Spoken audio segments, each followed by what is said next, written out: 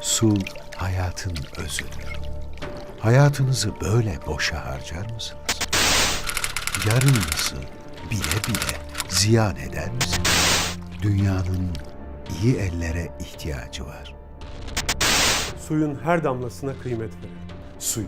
Yani hayatınızı israf etmeyin. Su güçtür, su güzelliktir. Su aşktır. Çocuklarımızın geleceği, sağlığı, mutluluğu hepsi suyun kaderinde. Su tasarrufu geleceğe yapılan en önemli yatırımdır. Suyu israf etme. Su varsa hayat vardır. Tarım ve Orman Bakanlığı